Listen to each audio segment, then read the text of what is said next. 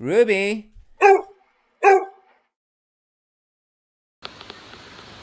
Hi.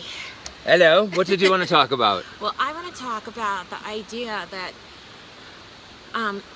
sometimes and actually oftentimes, it's easier to train and work on an issue than to manage. We know a lot of people who go through great lengths to manage a situation with their dog.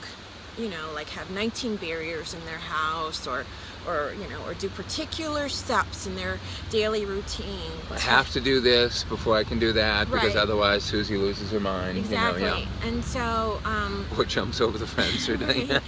and so a lot of what we talk about is that it's actually a lot easier to train the issue for a number of different reasons. And one of them, of course, is that management means you're going to be doing it for the foreseeable future until the dog dies. Well, yeah, management's not going to change. You're going to be doing it forever. So if you have a problem with a 2-year-old dog, and let's say you have 2 dogs, and you have to always manage the order in which you do something with them, or they can't both be near the door at the same time because they'll get into a fight over to something, right. And so you always manage that. Then yes, you're going to do that for the rest of the dog's life. Mm-hmm. That's one problem with it. There's a couple other problems with it. One is, if you have to do significant things to manage behavior, there's no guarantee that that level of management is always going to work, or that the behavior is not going to get worse. Right. So a lot of times in not training a behavior, and choosing not to train a behavior, you may think, okay, well, this is okay, I'm all right with doing this. It's not too difficult. It's what I do for my dogs. Mm-hmm. But one of the very common things that leads to clients calling me is when a certain level of management breaks down because the behavior gets worse. The animal's stress level goes up and they get new bad behavior. Right. The other thing is, especially if you're managing behavior that relates to any kind of safety, whether it's, fighting between dogs, maybe dogs biting people, maybe them running off, you have a dog that will run off and you have to do a lot of heavy management around the door or something. It's really important to recognize that it's extremely likely, far more likely than not, that you're going to have failures in that management over a period of years. Yeah. If you're going to be doing that for 3 years or 13 years, you're going to have failures in that. Well, things go wrong. Right. Somebody didn't know somebody else had the other dog out. Somebody didn't know somebody didn't close the door. Whatever it might be. And particularly if you're using management to deal with anxiety, it is much more likely than not that over time that dog's anxiety is going to increase. Right. And that at some point whatever you're doing to manage the behavior is going to stop working or not work as well. But the crazy thing is that if you understand good ways of doing it, it is extremely common that actually doing training to change the behavior is not all that hard. Mm-hmm. And even if it is, it's something maybe you put a lot of effort into over a period of a couple of weeks or a couple of months, and now you buy your freedom for the rest of your life. Mm-hmm. But not only that, we don't consider the animal's experience and what's happening. Right. When we're doing our management, it's because one way or another the animal is under stress. It doesn't know how to just be calm and allow something to happen. Maybe just as simple as not trying to fight and rush out a door. Maybe something as really stressful as dogs getting into fights. A lot of times when we have dogs that bite people, clients will talk about that as if the whole problem is the dog wants to bite somebody. How about the experience the dog's having? Why is the dog biting somebody? Right. Not because he feels fabulous and he's so happy that somebody came in and, feels really comfortable about what they do. So in that case, the training doesn't just change the circumstance for the human, but it buys back the dog's life. The dog now can be comfortable. So I'll just play devil's advocate. Please do. Thank you. Because Yes. there are people who will say, yeah, well... Hang on, let me put your little horns up there. There you go. Yeah, there will be people who will say, yeah, well, that's all well and good, except that, there are certain issues that just can't be fixed, and I have to manage because my dog, I tried this and that, and my dog is still going to be dog aggressive. My dog is still going to be a resource guarder. So I never put any food or high value Sure. treats or anything down on the ground. Well, you actually are way more optimistic Well, than that. well, what can you say to the people except what if that weren't true? Right. Right? What if it Right. turns out you could change it and you never tried and you just dealt with this forever, right? Well, and it just seems like a huge, huge job to focus all the time on making sure that all the wrong things don't happen. So this is the funny thing. If you take this back and think of it in what we did in another discussion talking about the investment philosophy versus expenditure philosophy, right? They're imagining that changing the behavior would be so much more difficult, so much more complicated, requires so much more of them than what they're doing now, that first of all, it's easier to believe it's impossible because then they don't have to do all that. And they may reasonably believe, well, that would be impossible. But the thing is, they're making a judgment about something they just don't know about. Or that they have some experience in, but they have experience in approaching it in certain ways. But yes, did not work, right? But these other ways could work. But if you compare, let's just say if we put it in money terms, that the effort that they're spending daily to manage the behavior is the equivalent of spending $1 a day. And let's just say that to do the training, they would put in effort, and it's not usually this way, but let's say it was the equivalent of spending $10 a day.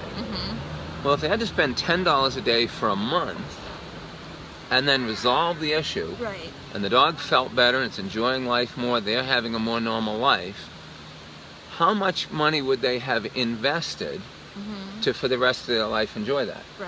Right? I mean, all they would have invested is what, a couple months worth of what they would put into doing the management. And then rent-free And now they've got a lifetime. Mm-hmm. And the other thing, which we were talking about in another discussion, is a lot of times the really exciting thing, but that people can't realize, is if they do the work to deal with that issue, it resolves other things, or it sets up to very easily resolve other things. And so, well, and I think it's worth saying that the reason it does is because we start changing how the dog feels about things in life in general, and then they really start to view life differently. We're teaching the dog to be calm, to be able to see things as non-threatening, and whatnot, finding ways to be calm in situations that otherwise the dog would not have been able to. Absolutely. Just as an example, I mean, if you had, I've had clients at times where they've had a dog that's very afraid of an elderly person that lives in the house because they walk with a cane or a walker or something. And it's very rare that you have a dog that has that problem who isn't also afraid of people outside with baby carriages or bicycles or something else or whatever, right?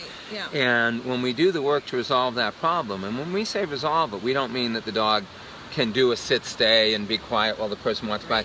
We mean like the dog feels curious and comfortable and can go up and sniff the cane and wants to get petted by that person, all that. It's a complete change. When you do that, what are the chances that you haven't either resolved or taken a huge step towards resolving all those other things? Yes, and one other point I'd make is that, to me, this idea of management means in some ways that you don't have a lot of hope for your dog's ability to change. And then the other piece of it is, you think this is all I can ever do. That if you help the dog to resolve these issues, you're creating a much more resilient animal. Oh, and this is why I say it affects other things. The other thing we should mention in this too, because I'm sure a lot of the people listening have experienced this, there is a very growing trend in some parts of dog training to literally say that it is kinder to the dog to manage its behavior than even through the most positive training on earth, train that problem. And that's because they say it's less invasive and whatnot. And as an example, there are a lot of trainers who are promoting the idea that you should not be embarrassed about having to put a muzzle on your dog to keep it from biting or whatever. Well, totally aside from whether you should or shouldn't be embarrassed, who cares? If it's what you need to do, it's what you need to do. If it's making people safer, that's good. But a muzzle is the ultimate example of management. How do you think a dog feels about having a muzzle on his face? Do you think he loves it? I've never met a dog I've trained dogs to a point where they're like, yay, put the muzzle on my face. But I've never met a dog that naturally feels that way, right? And even the dogs that I've trained to be very happy about having a muzzle put on their face and to be fairly comfortable with it, absolutely, they would prefer to be running around without it. But in any case, you should manage what you need to manage as you need to. And if you need to put a muzzle on the dog, because of one circumstance or another, that's great. But could there be a bigger flashing neon sign Right. that the dog has some problem with some circumstance and that should be resolved? Yeah. And the idea that it's actually kinder to manage that than not is kind of absurd. Also, as applies to people, you take something as simple as a dog who likes to counter surf and take food from other places and whatnot, and a lot of people will say, oh, well, you just should manage that, you know, don't leave food on the counter, etc., etc. You know, if you're a mom with 3 or 4 kids and you got a, you know, 1 or 2-year-old that's just covered in food when he eats, and the other kids are putting food everywhere all the time, and maybe your husband doesn't listen to what you tell him to do and everything, it's just not even, from a lifestyle perspective, a practical response. Right. And so, you know, there are a lot of trainers, when somebody says, you know, God, what can I do about this? The trainer just beats up on them about, well, you just have to manage better. Well, my gosh, that person may be managing life the best they bloody well can, right? Yeah, just putting one foot in front of the other. And trying to be in that management mode can actually leave them open to having a lot of anger towards the dog. Yes. Because even if they say, well, it's my fault I left the food on the counter, or the dog stole the kid's lunch out of its lunchbox or whatever, they might say it's my fault. They're still mad at the dog, and they're still frustrated and everything. Well, and also it really lends itself to the human being much more punitive towards the dog and harsher towards the dog because of their frustration, as opposed to just acknowledging I'm really frustrated. Yeah, so the intention of the trainers who are saying you should just manage that is for the people not to be punitive to the dog in teaching this, right? But the ultimate reality, right? But yeah, the reality that often happens is it builds up more stress in the person because they can't create a calm, reasonable household where the dog just knows, well, you know, you don't eat stuff off of there, you can't take food out of the kid's lunchbox or whatever, and the dog's happy and calm. He's like, okay, fine. You know, you think about when we go into a store, we don't just grab stuff and run out the door, you know, and we don't feel... Don't? Well, not anymore. But the point is, we don't feel all beat up and stressed out by it, you know. We know that there's a certain set of circumstances through which we get food, and we get plenty of food, and there's other sets of circumstances through which, you know, the food just isn't ours and we can't have it. Right. So, but anyway, yeah, I think a lot of people go through an unbelievable amount of stress over, well, just the rest of their life, really. Managing things that, yes, it would take more effort, sometimes take less effort to train than to manage, but generally, yeah, it's going to take more effort to train this problem. Until it doesn't. Until it doesn't, and then it doesn't take anymore. Right, exactly. Yeah, and I think the bottom line is that life can be better for all parties involved, and I think that's the and how many times have we seen professional trainers come over our house or be at a seminar with us somewhere, whatever, and literally be floored at the freedom that our dogs can have and not have problems. And these are professional trainers who have well-trained dogs that live way better than the average person and all. And so if the average trainer can't imagine how free the dog could be and how well these things can be resolved, no big surprise the average pet owner doesn't know or believes that they could be. Right. So, good stuff. Bye. Train your dog, don't manage.